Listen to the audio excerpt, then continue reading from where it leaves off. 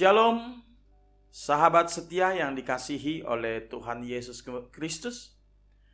Kembali kita jumpa lagi bersama kami Solidio Gratia. Kembali kami akan memuji dan memuliakan nama Tuhan, bahwa betapa indahnya karya ciptaan Tuhan. Sebab hanya keagungannya lah yang mengatasi langit bumi. Untuk itu, sahabat setia, kiranya Tuhan Yesus yang baik senantiasa memberkati kita sekalian. Selamat menyaksikan. Terpujilah nama Tuhan. Amin.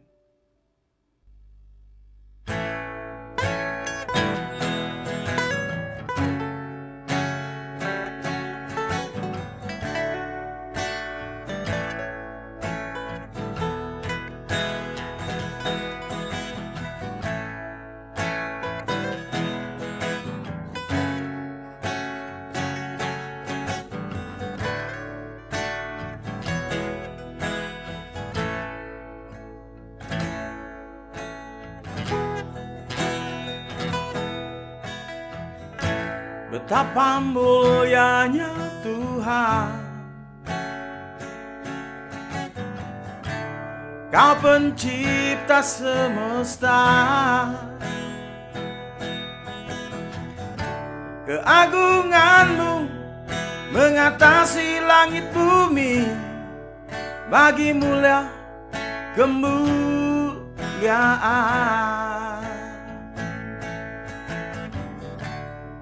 Bagi-Mu lah kemuliaan.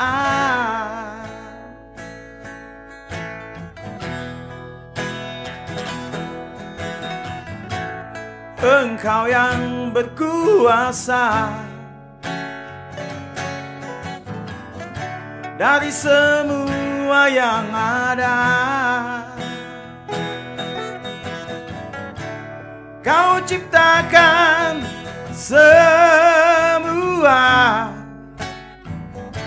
dengan tangan-Mu yang ajaib. Dengan tangan-Mu yang ajaib.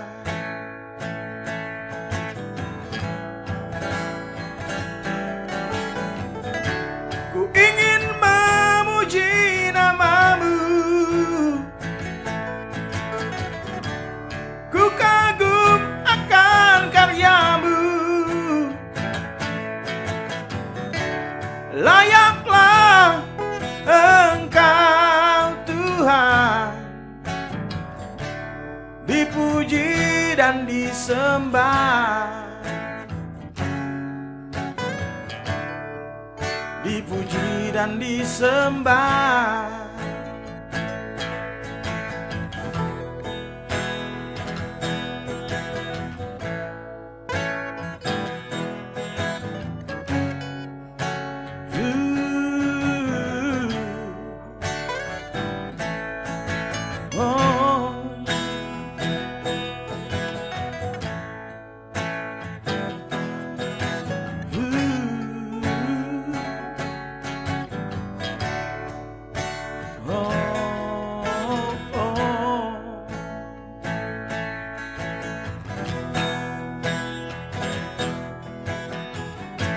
Betapa mulianya Tuhan,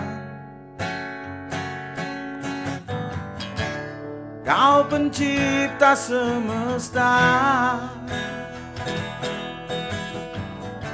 Keagungan-Mu mengatasi langit bumi.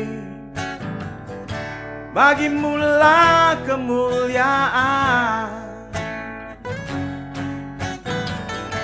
Bagi-Mu lah kemuliaan.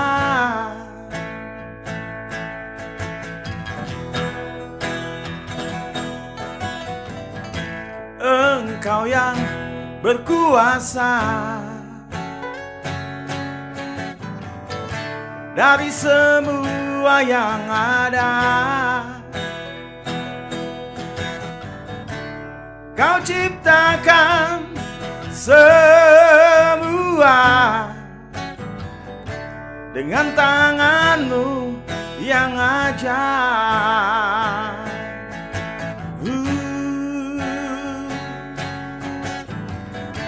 Dengan tangan-Mu yang ajaib,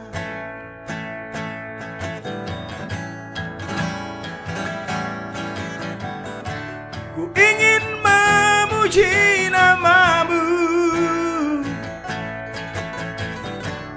Ku kagum akan karya-Mu. Layaklah Engkau Tuhan, dipuji dan disembah.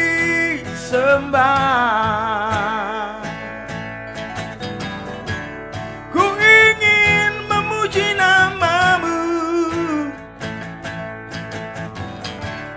Ku kagum akan karya-Mu.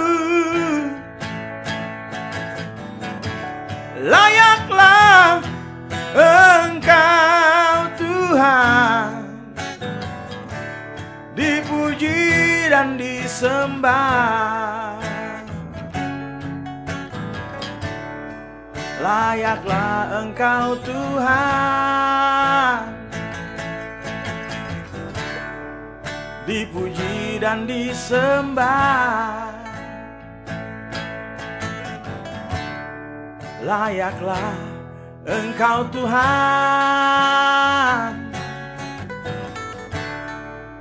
dipuji dan disembah.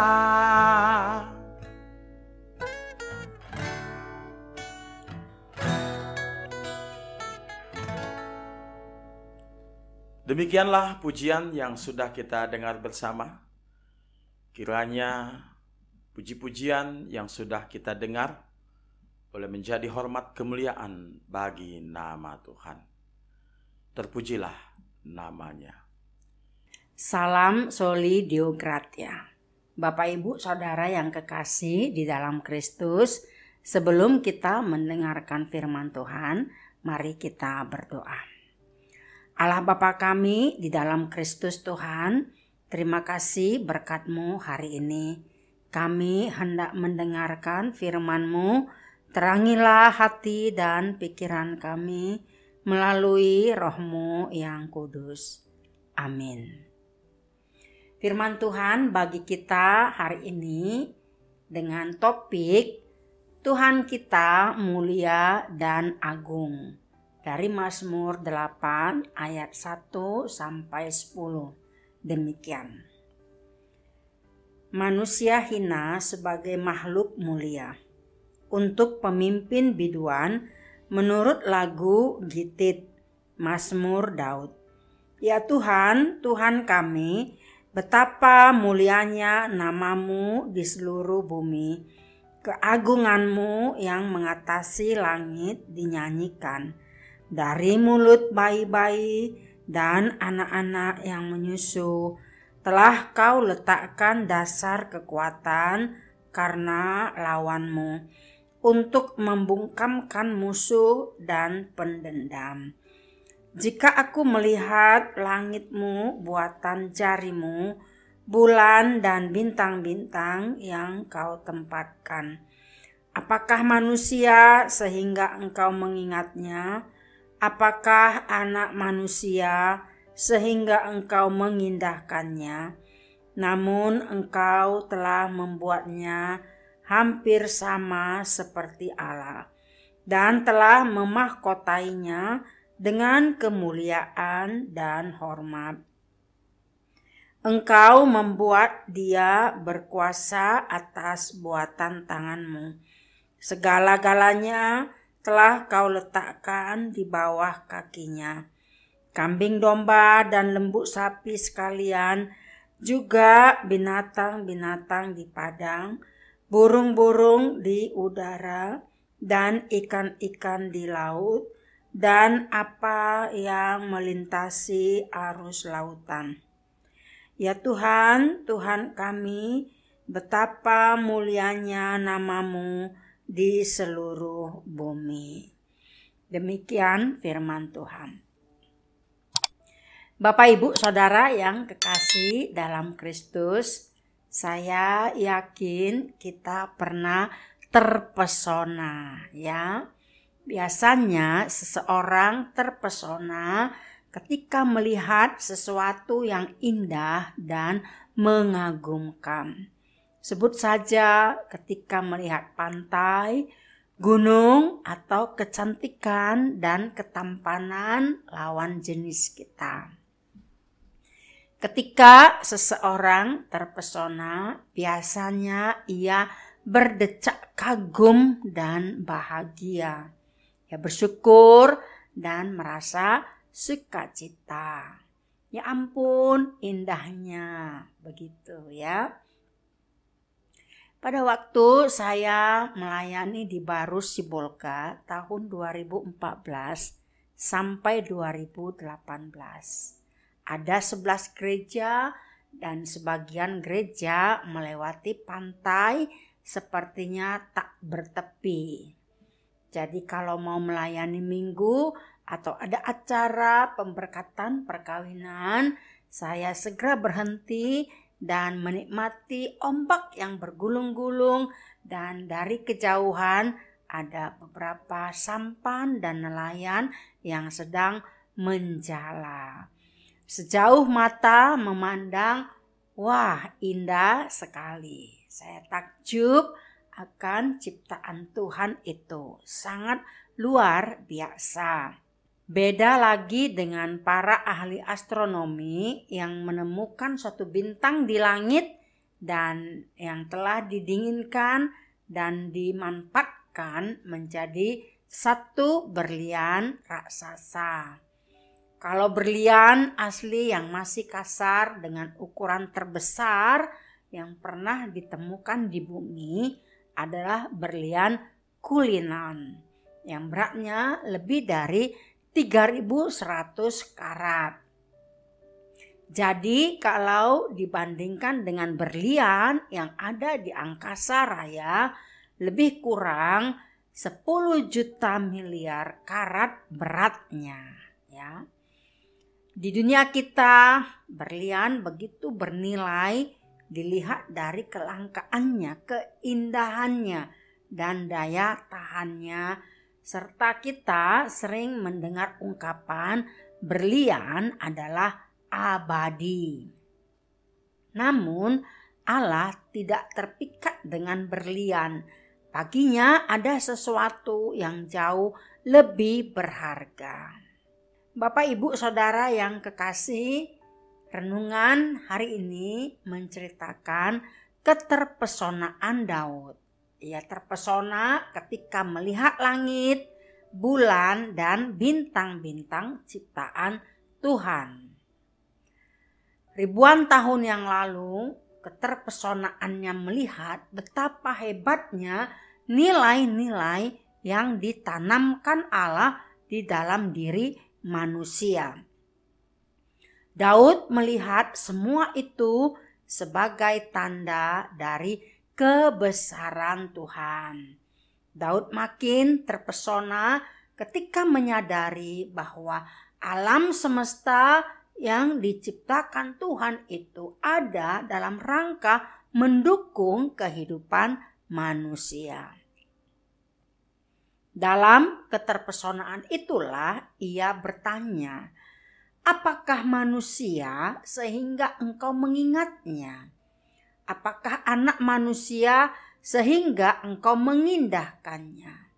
Namun engkau telah membuatnya hampir sama seperti Allah dan telah memahkotainya dengan kemuliaan dan hormat.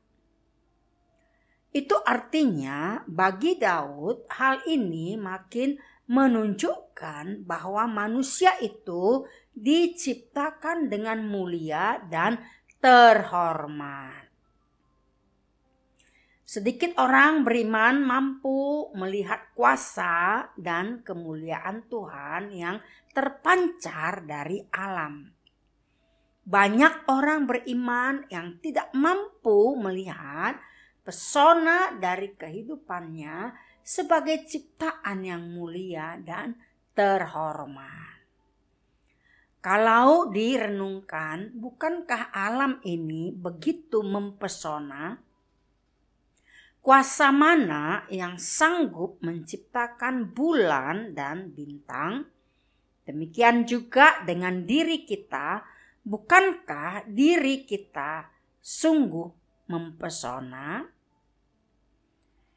Kejadian 1 ayat 26 dikatakan bahwa manusia adalah satu-satunya makhluk di muka bumi diciptakan Tuhan menurut gambar dan rupanya. Tak heran kalau manusia adalah makhluk yang paling mulia di antara ciptaan yang lain. Manusia juga merupakan makhluk yang paling cerdas di muka bumi. Apalagi jika diukur dari volume otak dan sebagainya. Demikian kesimpulan ilmu pengetahuan. Tapi apakah manusia adalah makhluk yang paling kuat? Ternyata tidak. Manusia jelas kalah kuat dibanding dengan binatang-binatang yang lebih besar. Jangankan melawan binatang yang lebih besar, kadangkala manusia juga kalah karena gigitan seekor nyamuk. Menjadi sakit, bahkan tak sedikit yang meninggal karena gigitan nyamuk yang kecil itu. Meski manusia adalah ciptaan yang paling mulia, walau dalam hal-hal tertentu manusia sesungguhnya amat lemah. Mazmur Daud dalam pasal ini merupakan pujian atas kebesaran Tuhan. Kebesaran Tuhan di dalam ciptaannya termasuk bagaimana Tuhan membuat manusia hampir sama seperti Allah. Namun jika kita perhatikan dalam ayat kelima, seakan Daud mengeksperimenkan betapa lemah dan kecilnya manusia. Apakah manusia sehingga engkau mengingatnya? Apakah anak manusia sehingga engkau mengindahkannya? Rupanya Daud hendak mengontraskan betapa kecil, lemah, dan fananya manusia. Tapi dengan kondisi seperti itu, Tuhan justru mengangkatnya, memuliakan, dan memahkotainya dengan kehormatan. Jantung kita misalnya bisa berdetak sebanyak miliaran kali selama hidup tanpa memakai baterai atau listrik. Atau perhatikan saja, otak kita sanggup berpikir jauh lebih canggih dari komputer terhebat yang pernah dihasilkan manusia. Bukankah hal ini seharusnya membuat kita selalu bersyukur kepada Tuhan? Meski manusia lemah, tapi Tuhan memberi mandat untuk menguasai alam dan segala sesuatu yang ada di dalamnya. Karena itu kita harus memiliki cara pandang yang sehat ketika melihat keberadaan kita. Jangan merasa diri tidak mampu, tidak berguna, dan tidak bisa berbuat apa-apa. Ingatlah bahwa kita diciptakan hampir sama seperti Allah. Kita adalah orang yang berharga di matanya, dimuliakan olehnya, dan diberi kuasa atas segala ciptaannya. Jika Allah memberikan suatu nilai yang begitu berharga di dalam diri kita, maka kita seharusnya juga memberikan nilai yang berharga kepada orang-orang yang diperkenan Allah untuk hadir di dalam hidup kita. Bawalah mereka untuk mengenal Tuhan di dalam doa. Mintalah pada Allah untuk menunjukkan kepada kita betapa setiap orang itu jauh lebih berharga daripada perhiasan yang termahal di jagat raya ini. Bagi Yesus, kita jauh lebih berharga dibandingkan berlian yang paling mahal. Allah memberikan nilai yang begitu luar biasa di dalam diri kita yang menyebabkannya bersedia memberikan pengorbanan besar untuk menebus kita. Dia membeli kita dengan darah yang mahal, yaitu darah anaknya, Yesus Kristus. Karena hanya di dalam Dia saja semua kebenaran itu terwujud secara sempurna. Dialah selaku wakil umat manusia akan diberikan kekuasaan penuh atas semua ciptaan Allah. Ia telah menghormati kita dengan memilih kita untuk memerintah atas ciptaannya. Namun, kesadaran akan kedudukan terhormat ini bukan merupakan alasan untuk memuji diri sendiri, tetapi alasan untuk bersyukur dan memuliakan Sang Pencipta. Karena itu, marilah kita bersyukur akan kuasa dan kemuliaan Tuhan yang terpancar dalam alam dan kehidupan kita sebagai manusia. Karena kita adalah mahkota ciptaan Allah, sesama manusia, mari kita berpikir dengan cara berbeda, khususnya dalam dunia usaha. Bagaimana kita harus bisa berkreativitas di dalam hidup kita? Dalam dunia usaha yang penuh tantangan, pastinya kita tidak akan mau menjadi terbelakang atau ketinggalan zaman. Untuk mencapai sesuatu yang kita harapkan atau meraih apa yang kita cita-citakan, haruslah kita memiliki cara pandang yang berbeda, tapi tidak bertentangan dengan kehendak Allah.